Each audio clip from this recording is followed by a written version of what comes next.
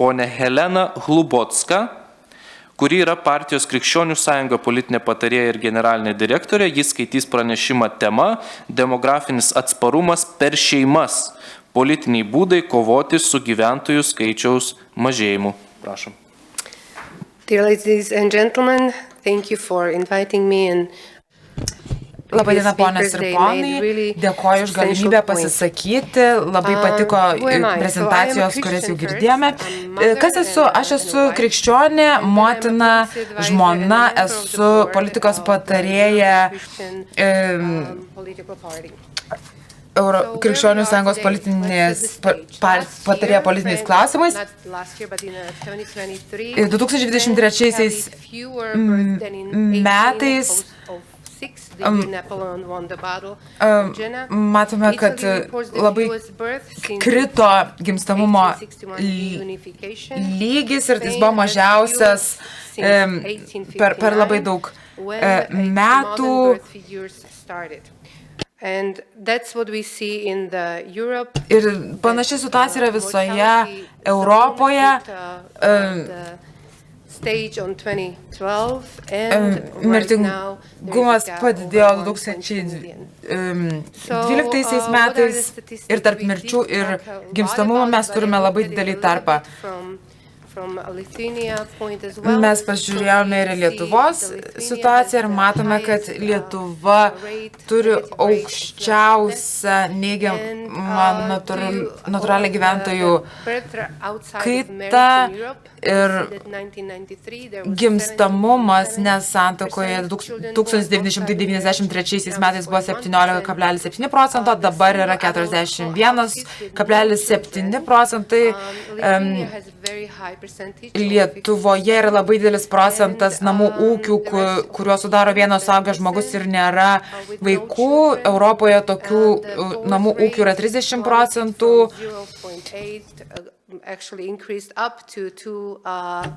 Skyrybų statistika labai išaugo. Namų ūkiai, kuriuose nėra vaikų, Lietuvoje tokių namų ūkių yra net 80%, tai yra didžiausias Europoje rodiklis. Namų ūkių, kuriuose yra tik vienas iš tėvų, Lietuvoje taip pat yra labai daug, 29%. Ir namų ūkių su vaikais ES yra 23%, 50% už tų namų ūkių turi tik vieną vaiką ir matome, kad iš visų jų tik 63% gyvena namuose, kur yra abu tėvai. Ir sunku pasakyti, ar tai yra santuokos, ar tai yra tik tai šiaip partnerystė.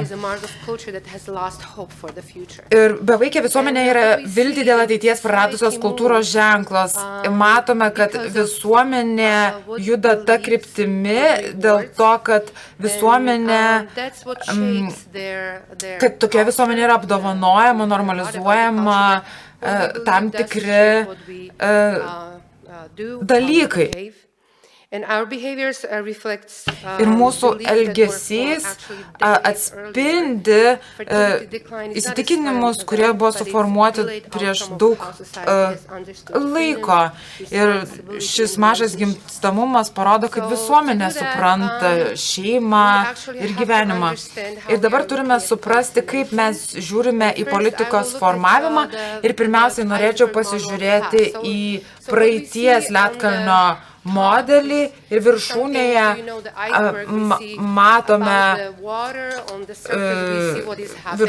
matome tai, kas vyksta, kas yra virš vandens, tačiau po vandeniu, tai, kas yra po vandeniu, yra daug svarbiau.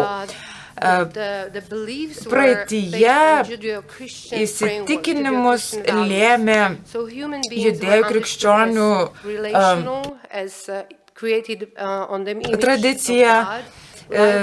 Gyvenimas buvo matomas kaip dovana, o ne kaip produktas.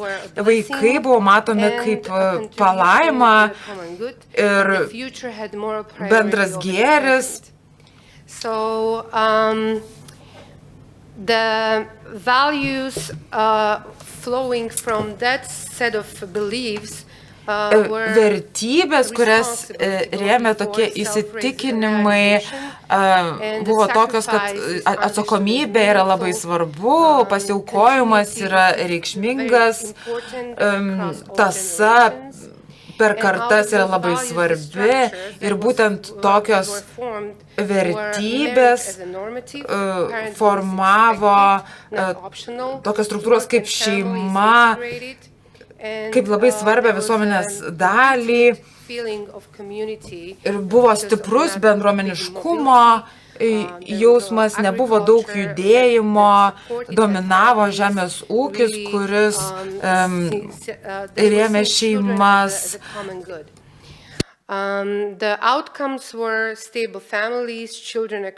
Ir dėl to žmonės visose socialinėse klasėse susilaukdavo vaikų, buvo didelis gimstamumas, demografija praeitie gerai veikia ne dėl to, kad pati sistema save palaikė ir stiprino. O kaip yra dabar? Koks modelis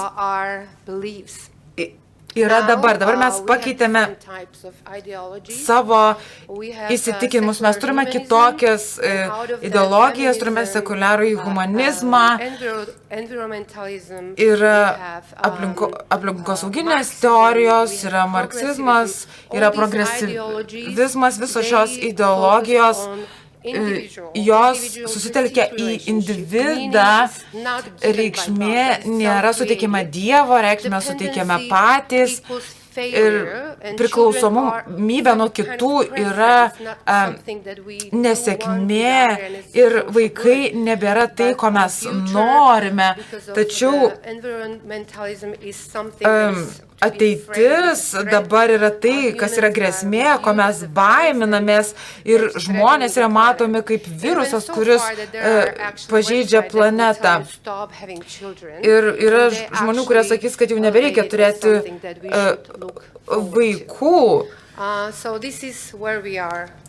Ir tai tokia yra dabartinė situacija. Tad pagrindinė įžvalga yra tokia, kad sistema negali išspręsti demografinio nuosmukio dėl to, kad pagal dabartinę įsitikinimų sistemą turėti vaikų yra neracionalu. Ir kodėl žmonės nustojo galvoti, kad vaikai teikia džiaugsmą? Kodėl taip yra? Kodėl finansinės paskatos nėra labai veiksmingos? Taip pat šeimos politika nematoma kaip santykinė politika. Ir modelis, kuris veikia pasąmoningų lygmenių, pakeitė mūsų tikėjimo sistemas ir ateityje mes turėsime labai sąmoningai dirbti, kad viską pataisytume ir demografijos nepataisys pinigai, ją pataisys tik tai visuomenės nuostatos. Ir vienas politikos kelias yra technokratinė politika, tai yra finansinės paskatos, mokestinės lengvatos, bet tai sprendžia tik tai simptomus. Jie nepaveikia vertybių srities ir jos neskatina gimstamumo. Kitas būdas yra santykinis mąstymas susijęs su kontekstu, su ateitimi ir tokiu būdu mes žiūrėtume, galvotume, kad demografija yra nulemta to, kaip visuomenė žiūri ir struktūrizuoja santykius, atsakomybę ir tąsą tarp kartų. Toks mąstymo būdas mato demografiją kaip lemiamą santykių ekosistemos. Ir politikos priemonės nėra sugalvojamos kažkaip atskirai nuo žmonių, dėl to, kad žmonės sprendimus dėl vaikų nepriima po vieną.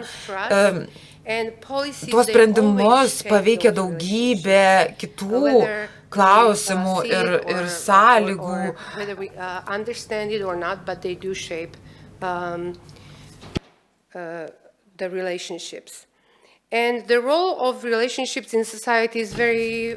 Santykių svarba visuomenėje yra didelė, todėl kad santykiuose yra pasidalinama atsakomybė, jie suteikia prasmės,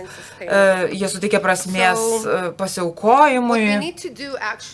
Ir ką mums reikia padaryti, kai kuriame politiką, turime pritaikyti politiką prie santykių ekosistemos ir kalbėti ne tik apie įvykius, bet suprasti apie tai, ar mūsų politika paveikia kultūrinę ir struktūrinę sistemos dalį, ar susijusius su visuomenės vertybėmis ir ar ji keičia visuomenės įsitikinimus. Kai žiūrėsime apie įvykių lygio politiką, tai yra tokia politika, kuri susijusi su aiškiai matoma parama, išmokos, lengvatos, tokie dalykai sumažina baimę ir vaikai tėvai tiesiog mažiau bijo priimdami sprendimus, ar turėti ar neturėti vaikų.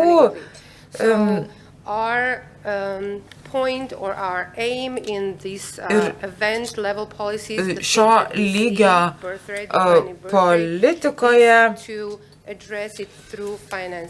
svarbiausia susitelkti į finansus, tačiau daug svarbesni dalykai yra kultūrinė ir struktūrinė politika ir kokią struktūrą savo politiką mes suteikiame ir kaip šeima prisitaiko prie tos struktūros. Ir čia galima kalbėti apie būstą kiekvienai šeimai, šeimą palaikančias pajamas, darbo tvarkaraštį, kuris palaikytų ir atitiktų šeimos gyvenimą. Ar žmonės gyvena aplinkoje, kur visi labai įsiskolinę ir dėl to išgyvena, ar gerovę orientuota į šeimą, ar į individą, ir ar politika sukuria galimybę priklausyti bendruomeniai.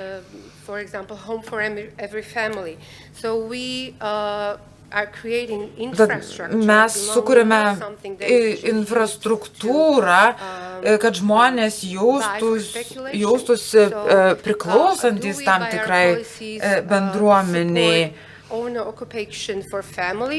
Tai yra įvairūs struktūriniai instrumentai, ilgalaikiai nuomos kontraktai ir panašus dalykai, parama šeimos būstui. Ir tokie dalykai reikalingi, kad šeima augtų, nes šeimai reikia įleisti šaknis. We are looking at the policies Čia mostly žiūrime from į individual perspective, politiką but iš societies individualios before, they were used to perspektyvos, live on tačiau one income. seniau Father's income was sufficient enough to actually visuomenės sustain gyvendavo the taip, kad family. So the šeimos view tėvo of the, pajamos buvo income, pakankamos visai of the family šeimai. level was always, can Ir the income of those people sustain the family? reikia kalbėti, And if, ar the tų living pajamų wage užtenka benchmarks are not tied to šeimą. family needs, then that's where we go to off of the track. So the next one would be work that serves family. Svarbu, kad darbas paremtų šeimą, bendras laikas labai svarbus šeimai. Ar mes norime, kad darbdaviai būtų lankstus, ar kad žmonės turėtų nuspėjamą darbo grafiką. Buvo tokia priemonė, kuria buvo siekiama sekmadienį paversti nedarbo diena žmonėms, kurie turi šeimas. So family feels livable rather than exhausting. Ir šeima, gyventi šeimoje turi būti malonu, o ne varginti. Ir žmonės turi turėti laiko kurti šeimą. Ir finansai neturėtų varžyti šeimos gyvenimo ateityje. Ir čia kalbu apie būsto paskolos politiką. Family-centered welfare, we talked about it, even the speakers before me. Gerovė orientuota į šeimą, mes turime stiprinti šeimas bendruomenės, o ne jas kuo nors pakeisti. Kaip mes sukuriame šeimas, kaip mes remsime šeimas, ar mes remiame bažnyčias, ar mes remiame miesto planavimą, kuris atsižvelgtų šeimų poreikius. Bet svarbiausias dalykas, į kurį neatsižvelgia daug politikos priemonių, tai yra vertybės, ar politikos priemonės keičia, kaip žmonės mąsto apie šeimą. Jeigu mes kaip valdžia vykdysime politiką, kuri nematys šeimos kaip pozityvaus dalyko, tai žmonės šeimos ir nevertins. Mes turime suprasti, kad santuoka yra ilgalaikis įsipareigojimas ir santuoką reikia remti, santuokos negalima diskriminuoti. Marriage and family is valued the most. So, culture that honors commitment. If we would įsipareigojimo vertimo kultūra. For example, media to actually, or anybody who communicates, visi, kas komunikuoja, jeigu jie komunikuotų apie santuoką kaip apie vertybę, tuomet visuomenė turėtų kitokį požiūrį šiuo klausimu. Pavyzdžiui, kalbos apie pasiaukojimą, apie tąsą ilgalaikį įsipareigojimą turi būti girdimas visur. Ir mes turime remti politikos priemonės, kurios remia moralinį kontraktą tarp kartų. Pavyzdžiui, Slovakijoje yra tokia politikos priemonė, didelė socialinių pensijų sistemos reforma, kai vaikai savo uždarbiu galėjo prisidėti prie savo tėvų pensijų.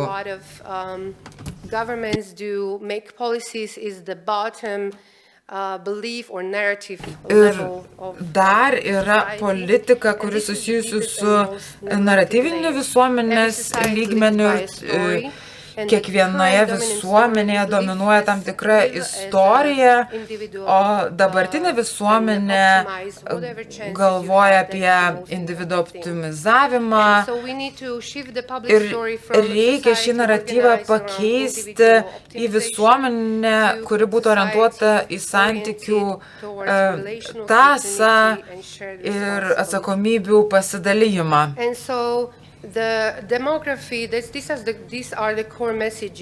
Ir čia yra pačios svarbiausios žinutės, kurias reikia suprasti, siekiant formuoti politiką.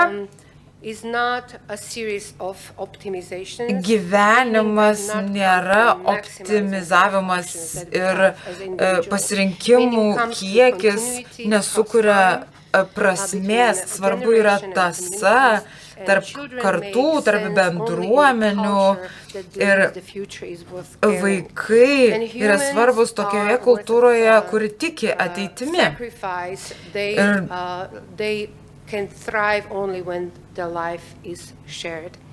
Ir žmonės gali gyventi tik tada, kai jie dalinasi savo gyvenimu su kitais.